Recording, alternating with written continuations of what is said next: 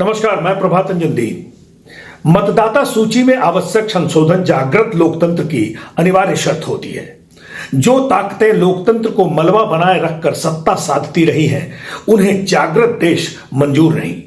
उन्हें तो बस वोटों की गिनती चाहिए, चाहे वह दीमकों का हो या आस्तीन के सांपों का। बिहार चुनाव के बाद देश के 15 राज्यों में मतदाता सूची के संशोधन की प्रक्रिया आगे बढ़ी है। पश्चिम बंगाल में इसकी सबसे अधिक छटपटाहट है।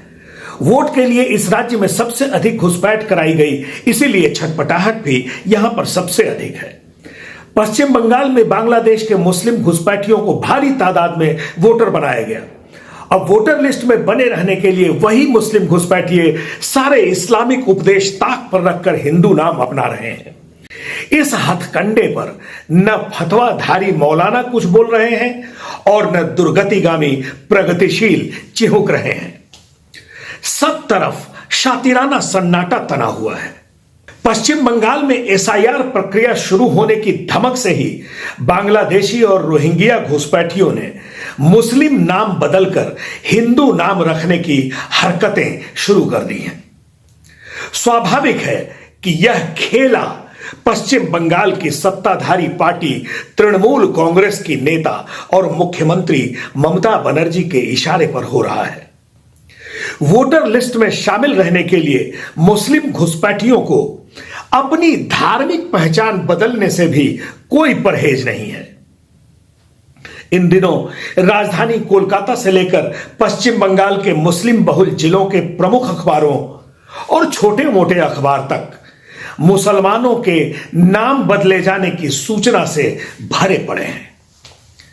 अखबार के क्लासिफाइड विज्ञापन के कॉलम में नाम सरनेम बदलने वाली सूचनाओं की भरमार लगी है, क्योंकि नाम बदलने की प्रक्रिया में यह कानूनी शर्त शामिल होती है कि इसकी सूचना अखबार में अनिवार्य रूप से प्रकाशित हो। इसके बावजूद इसे दबाए रखने की कोशिशें जारी हैं। मीडिया विज्ञापन छाप रहा है, लेकिन खबरें नहीं लिख रहा।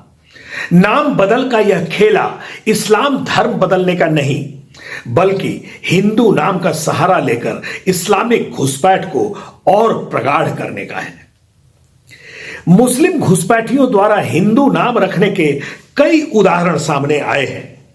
उनमें से कुछ बेजोड़ उदाहरण हम आपके सामने रखेंगे।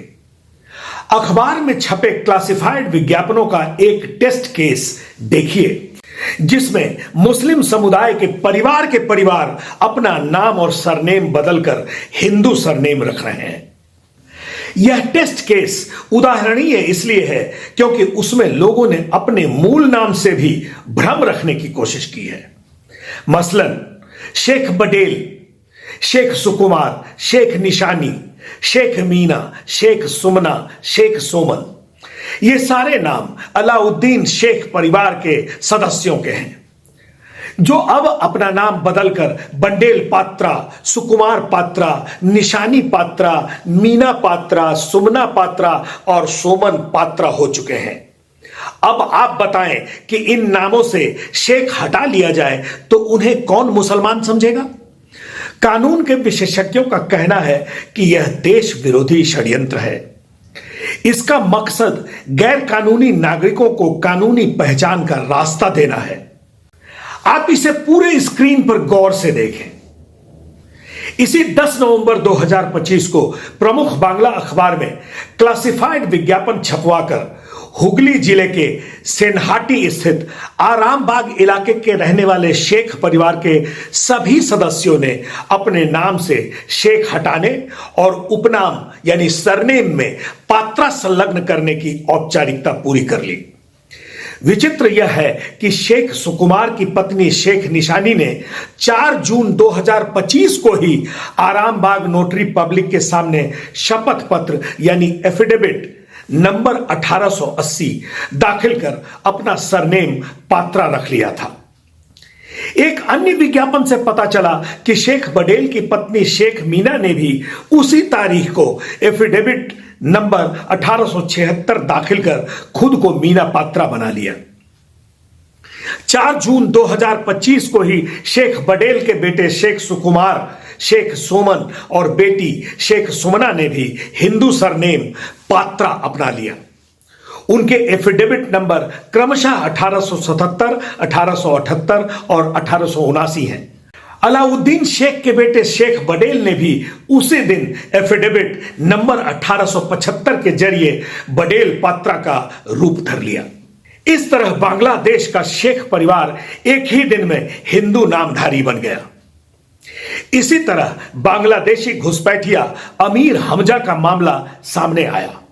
वह पश्चिम बंगाल में संजय मंडल के नाम से लगभग 10 साल से रह रहा था। उसने इस दरमियान वोटर आईडी कार्ड, आधार कार्ड और दूसरे वे तमाम सरकारी दस्तावेज हासिल कर लिए जो उसे भारत का नागरिक होने का दावा करने का ठोस आधार देते थे। लेकिन वह पकड़ा गया और तब यह भेद खुला कि सत्ता संरक्षण में तमाम मुस्लिम संगठन बांग्लादेशी और रोहिंग्या घुसपैठियों को भारत का मतदाता बनवाने में सक्रिय हैं। अकेले मुर्शिदाबाद जिले में 2,68,000 बांग्लादेशी मुस्लिमों ने हिंदू पहचान के तहत रजिस्टर करने के लिए शेख, खान, अंसारी, कुरैशी, सिद्दीकी जैसे सरनेम बदलकर पात्रा, मंडल, सरकार और विश्वास जैसे सरनेम रख लिए हैं। चुनाव आयोग द्वारा निर्धारित किए गए कट ऑफ डेट के बाद भी बड़ी संख्या में बांग्लादेशी घुसपैठियों के लिए डोमिसाइल सर्टिफिकेट जारी किए गए हैं। इस बारे में चुनाव आयोग को लिखा गया है। चुनाव आयोग के एक अधिकारी ने कहा, यह शिकायतें सही हैं। खासकर बॉर्डर वाले जिलों में अप्रत्याशित डेमोग्राफिक बदलाव साफ साफ देखा जा सकता है। इस्लामिक नाम बदलकर हिंदू उपनाम या सरनेम रखने के शपथ पत्र, एफिडेविट या अखबार में प्रकाशित सूचना में इन लोगों ने अपने मूल धर्म इस्लाम का जिक्र क्यों नहीं किया? इन लोगों ने हिंदू सरनेम क्यों रखा? इन लोगों ने अपने साथ हिंदू नाम 4 जून 2025 को ही जोड़ा, फिर उसे 5 महीने बाद 10 नवंबर को क्यों प्रकाशित किया? असली कहानी इन्हीं सवालों से शुरू होती है। अखबार में यह सूचना तब प्रकाशित कराई गई जब पश्चिम बंगाल में मतदाता सूची के पुनरीक्षण यानी एसआईआर का काम शुरू हो गया। यह विज्ञापन इसलिए सामने आ पाया क्योंकि यह कोलकाता के एक जाने माने बांग्ला अखबार में छपा। अब सारे सवाल इसी बिना पर खड़े होते हैं। क्या ऐसी देश विरोधी अशोभन हरकतें वोट बैंक के प्रलोभन में हो रही हैं? क्या ममता बनर्जी और उनकी तृणमूल कांग्रेस पार्टी घुसपैठियों के लिए हिंदू पहचान को ढाल बनाने का खेला कर रही है? कानून और संविधानविद इसे गंभीर आपराधिक कृत्य यानी क्रिमिनल ऑफेंस बताते हैं। हाईकोर्ट से लेकर सुप्रीम कोर्ट तक के वकील आश्चर्य जताते हुए कहते हैं, अखबारों में विज्ञापन छपा देखकर भी भरोसा नहीं होता कि यह कैसे हो सकता है। कोई मुसलमान ऐसे नोटरी एफिडेविट से हिंदू नहीं बन सकता या हिंदू नाम नहीं रख सकता। यह पूरी तरह गैर कानूनी है। राष्ट्रीय चुनाव आयोग को एसआईआर की प्रक्रिया के दरमियान इस गंभीर साजिश का संज्ञान लेना चाहिए।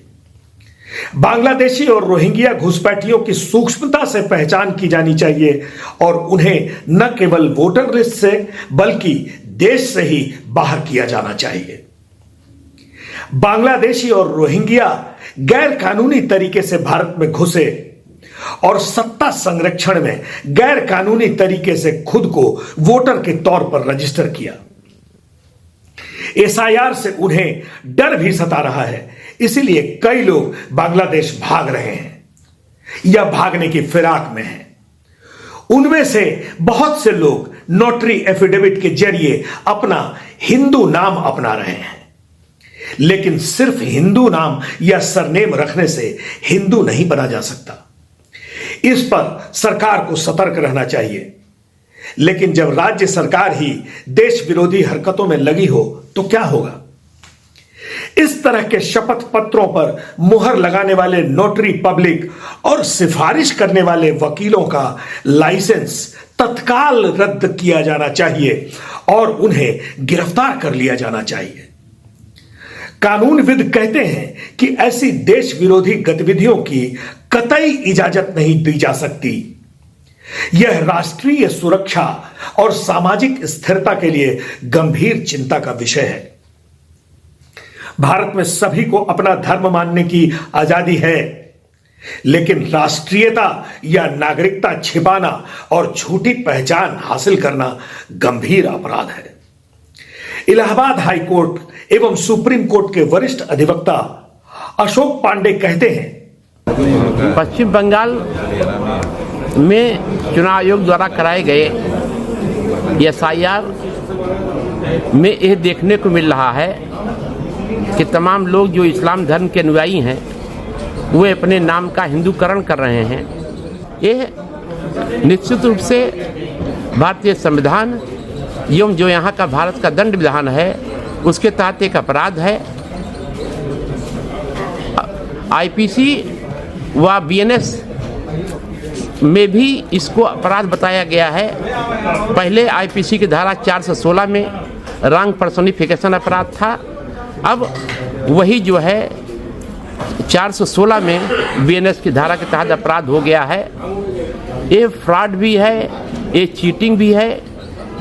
जो पुरानी IPC में 420 में अपराध था, अब जिसे 318 BNS के तहत अपराध घोषित किया है। इसलिए मेरा मानना है कि चुनाव आयोग को इस विषय पर ध्यान देना चाहिए, क्योंकि राज्य सरकार उन लोगों से मिली हुई है और राज्य सरकार की मिली भगत से काम हो रहा है। इसलिए चुनाव आयोग को इस विषय पर विशेष ध्यान देना होगा कि लोग नाम बदलकर SIR की प्रक्रिया को के उद्देश्य को नष्ट न करने पावें एवं ऐसे लोग जो इस तरह के अपराध कर रहे हैं उनके खिलाफ आवश्यक दंडात्मक कार्रवाई हो। आपने सुना कानूनविद अशोक पांडे को। वर्ष 2016 में ही भारत सरकार ने संसद में कहा था कि देश में लगभग 2 करोड़ गैर कानूनी बांग्लादेशी और रोहिंग्या घुसपैठिए हैं। इसके 9 साल बाद वर्ष 2025 में हुए शोध के मुताबिक इस आंकड़े में काफी बढ़ोतरी हो चुकी है। पश्चिम बंगाल की मानवाधिकार कार्यकर्ता संगीता चक्रवर्ती द्वारा सुप्रीम कोर्ट में दाखिल जनहित याचिका यानी PIL कहती है कि देश में घुसपैठियों की संख्या 5 करोड़ से अधिक पहुंच गई है। अब तो तथ्यात्मक तौर पर यह सामने आ रहा है कि पश्चिम बंगाल में वोटरों की संख्या में असामान्य रूप से बहुत ज्यादा बढ़ोतरी हुई है। वर्ष 2002 में हुए पुनरीक्षण के बाद से अब तक पश्चिम बंगाल में रजिस्टर्ड मतदाताओं की संख्या 66% से अधिक बढ़ गई है। यह संख्या 4.58 करोड़ से बढ़कर 7.63 करोड़ हो गई है। यह बढ़ोतरी विशेषज्ञों को हैरान कर रही है। आधिकारिक तौर पर यह खुलासा हुआ है कि पश्चिम बंगाल के जिन 10 जिलों में मतदाताओं की संख्या बहुत ज्यादा बढ़ी है, उनमें से 9 जिले बांग्लादेश की सीमा से सटे हुए हैं। इन 9 सीमावर्ती जिलों में वोटरों की संख्या में 70% से अधिक बढ़ोतरी हुई है। कुछ जिलों में तो यह बढ़ोतरी 100% का आंकड़ा भी पार कर गई है। सबसे ज्यादा बढ़ोतरी उत्तर दिनाजपुर जिले में हुई है, जहां वोटरों की संख्या 105.49% बढ़ गई है।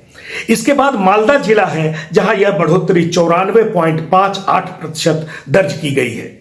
जिलों के हिसाब से देखें तो मुर्शिदाबाद में 87.65%, दक्षिण 24 परगना में 83.30% और जलपाईगुड़ी में 82.3% की बढ़ोतरी दर्ज की गई है।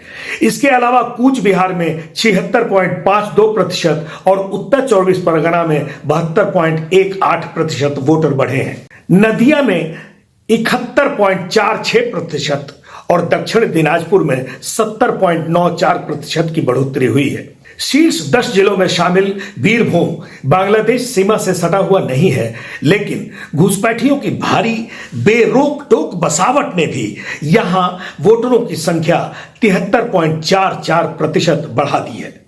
अब तेज गति से इनके नाम हिंदू नामों में बदल रहे हैं ताकि पहचान के घालमेल में भारत की पहचान मिटाई जा सके। देश में इस तरह की जो हिकारत भरी हरकतें चल रही हैं, वह संविधान का गंभीर आपराधिक उल्लंघन है।